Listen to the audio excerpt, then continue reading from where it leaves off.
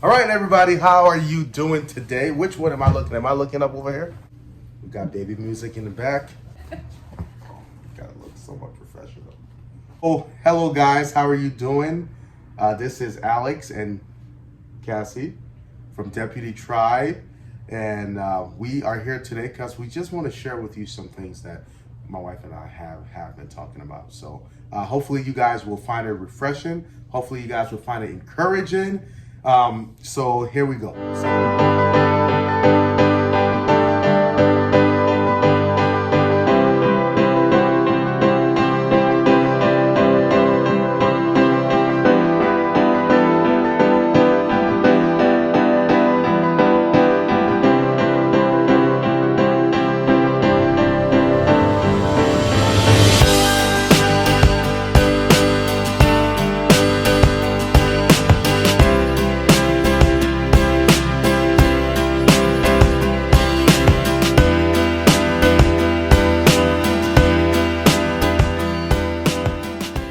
I don't know about you guys, but I do know that my wife and I do a lot of talking.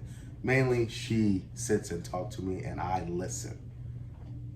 Right? Sort of? Out of the two of us, do you really believe that I'm the talker? Okay, fine. No, mostly it is him talking. But we communicate. I try to jump in and get a word quick. We communicate, and you know what? And it's great. We have a great time communicating. I know I do. Trying to listen is always the issue on my part. Right? Anything pertaining to our family, we sit, we talk, we brainstorm, and we just do that because that's what we do. Because we have a passion for parenting, for being father and mother to our children. So it's just what we do. Today's topic will be: I truly and wholeheartedly believe that a homeschool mom is by far the smartest person on the earth. And here is my reason why. If you felt like you were robbed during your education in junior high and senior high, be a homeschool parent. You will learn a lot. You will learn a lot, and you will know a lot. Essentially, you are literally reliving your education here, because let's face it, the education system here is bad. So because of that, even you can do a lot better than what current system we have. So today my wife was sharing with me about history. We are a history family. We are very much into history. We love history, specifically American history. And I always thought that I was a history magnet. I mean, giant. Oh my goodness. I have nothing on her because she primarily stays at home and she teaches the kids. So because of that, she knows a lot. She knows a lot of stuff, and she is blowing me away. Like, it just blows my mind every time me and her talk about what she taught today. And today was like the epitome of me just getting a total like I was just in awe. Like, oh, this is the sexiest woman alive. Some of you, I don't know what you guys find sexy, but man, a woman, my wife talking history to me turned me on today, boy. I'm telling you. And it was great, all right? So we were talking about American history. You know what? Why don't I just let her do the introduction, because she does such a great job at it. So go ahead. So we were talking about what? American history. Yeah, the Civil War. And you have been teaching it. Go ahead. I'm sorry. Go ahead. We've been teaching the Civil War. The way that I like to teach things is we kind of just study things that we're interested in and then really spend time, because we're not tied to a specific curriculum, we get to spend a lot of time kind of exploring it, what interests us and the way that we want to. And I really like going to original texts from that time period. So the first thing we did was we read through Harriet Tubman's biography and studied that. And then we got like paper dolls, and we, researched all the different people during this time period. We got a bunch of books from the library about the Underground Railroad and Sojourner Truth and Frederick Douglass, and just kind of trying to get an idea of what's going on. Now, we've been studying history chronologically. So we started, with the Pilgrims, the Puritans, actually we started way back with the Vikings, and Leif Erikson, and, we're just kind of going chronologically. And then the founding of America, and so now we've moved westward expansion, and so we have a really good context as to what all the previous years, hundreds of years, maybe even almost 1,000 from what years, you were learning, all the way up to this point. So now what we're doing is we're reading through Harriet Beecher Stowe's book, Uncle Tom's Cabin, and we're also studying the Civil War. We have a huge timeline. If you guys saw my sneak peek video from Homeschool in the Woods, we're going through every single event in the Civil War, and we are using Homeschool in the Woods, but the way that they're teaching through this history is like really eye-opening, because we're learning a lot of stuff that we weren't taught in school whatsoever. But on top of that, we're already a history family, so we're watching PragerU videos. Anything that interests us, we dive into it as a family. Clearly, we get pretty excited about history and things like that. But today's lesson was really interesting because we're learning about what actually caused the Civil War. Like, what was the Civil War actually about? And so we were taught that the North was good, the South was bad. The South wanted slavery, the North didn't want slavery. So the whole Civil War was about slavery. And that's not at all true, like at all true. So as we're learning about this, we're learning about some of the generals from the South, some of the generals from the North. We're learning about where money was coming in. Like, the northern states made money. At this time period, they were very innovative. So the Industrial Revolution was happening, so beginning of that. So yes, so the context was, yes, the North was gaining traction, whereas the South was being left behind. Yeah, like the North had railroads. I forget what his name was, but he invented the cotton gin, which essentially eliminated the need for slave labor in the cotton fields in the North. There was more manufacturing going on. The North was trading a lot more with Europe and with the other, like there was a lot more international trade going on.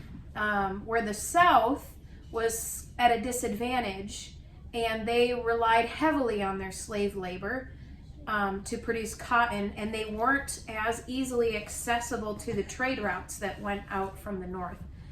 So the actual atmosphere of what was going on was really a struggle between money and flow of money.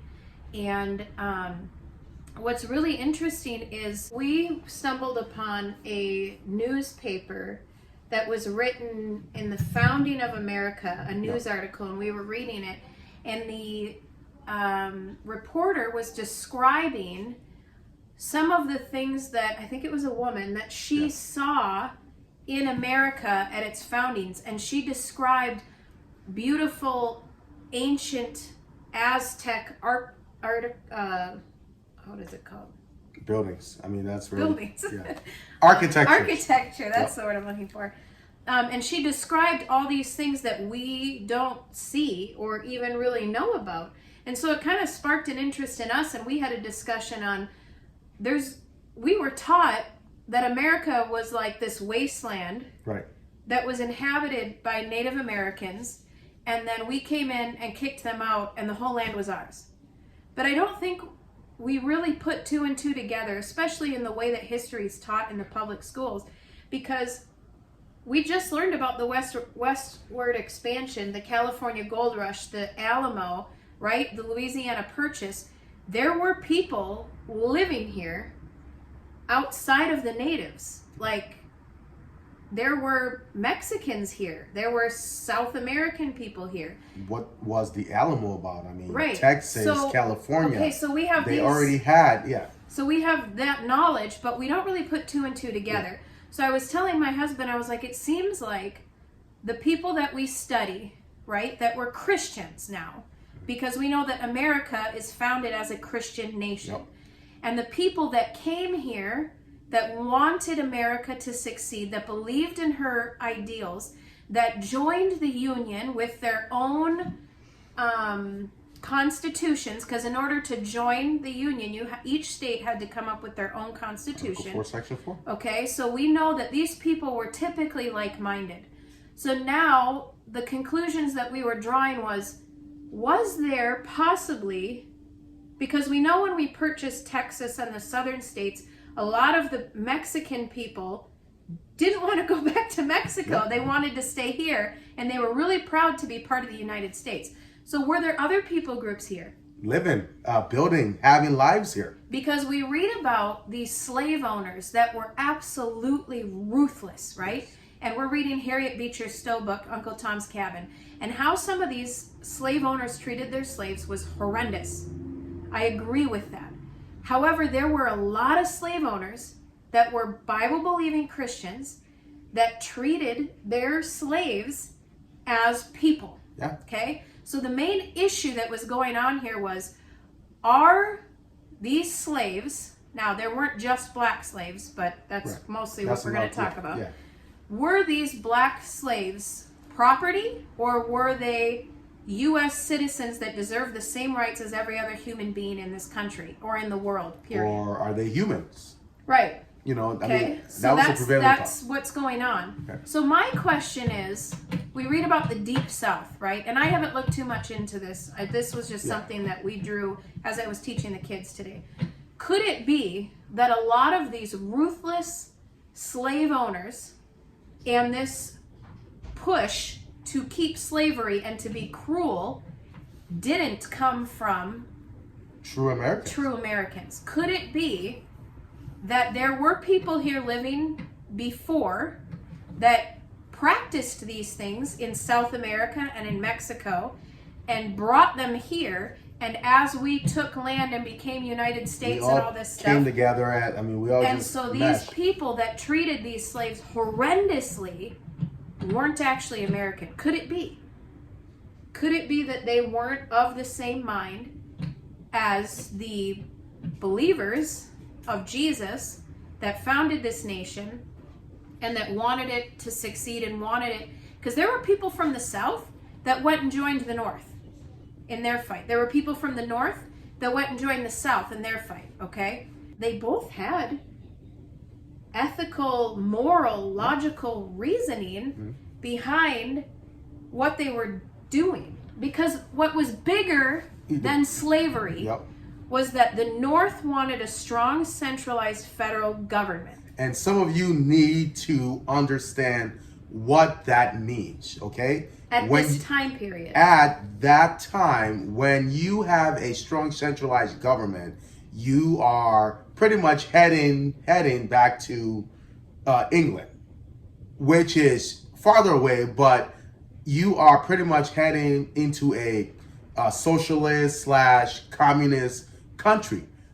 The founding fathers didn't want that, and the people back then didn't want that. Some of them were still loyalists and to Britain, you have loyalists, and they still had that loyalist mindset to England. So because of that, they wanted to support a strong centralized government, and for other reasons is that they want to have a strong centralized government to fight and to be able to better control everything. And then you have other people. like Alexander Hamilton. He was a big. He wanted a centralized bank. He wanted a strong federal government, right? So you have the two opposing sides. But the part that you need to remember is there were still loyalists to England in the North, especially. So could it be that those loyalists were influencing the thought of the North, right? Now, the southern states wanted freedom for the states to choose what they wanted to choose, which is also a very strong American ideal. That's what makes us so unique, is we're independent states, united. So each state has the freedom to not be under the complete control of a federal government. That's what makes us so unique. So you see what I'm saying? Both sides have a reason as to why they're fighting. It wasn't necessarily over slavery. Like we were taught it, that's all it was about. And that's not all that it was about. We also don't take into consideration the forces that were behind everything. There were people living in North America before the natives, while the natives were here. I mean, you can't tell me everywhere else in the world they have thousands and thousands of years of documented history. But yet for America some was reason this in desolate America, country.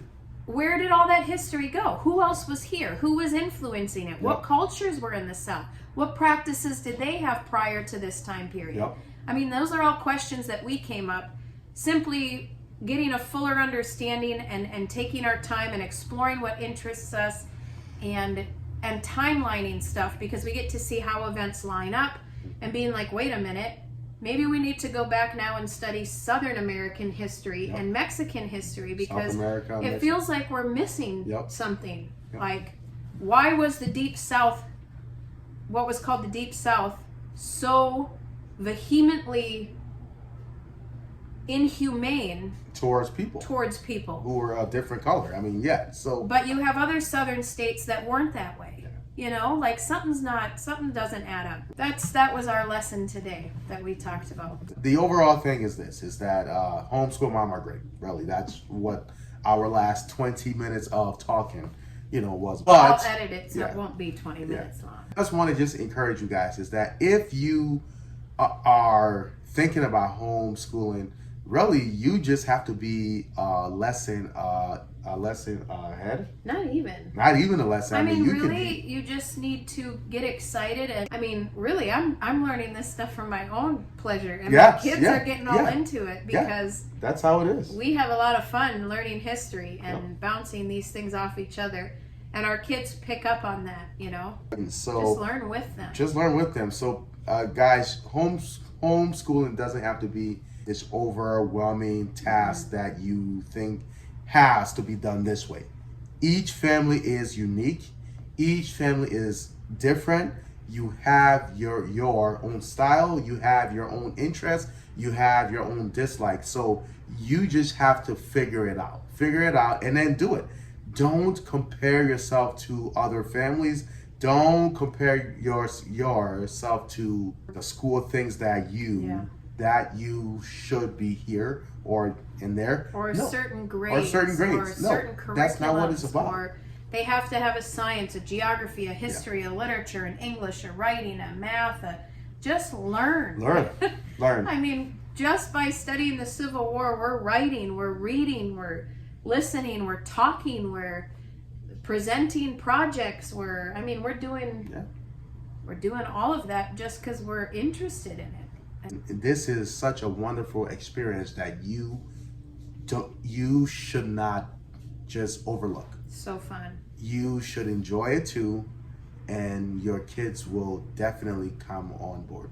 And it's much more productive if you love it and your kids love to learn than it is to try to cram X amount of information into their brains before they hit 18. That is the most illogical, ridiculous way to educate a child, is to cram information in their head, move on to the next thing, Nothing is cohesive. Everything's segregated. Do you see how the cohesiveness just happens? And the conclusions, we're critically thinking. I mean, we're understanding. I mean, we're getting all the subjects. We're learning about the cotton gin invention and all this stuff that's going on. They don't ever look, I'm not history. It's so boring. That's not at all how it is.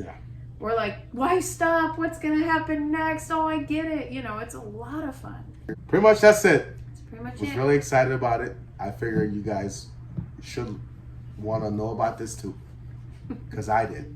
I was really excited. So that's it. Jesus is coming. Soon.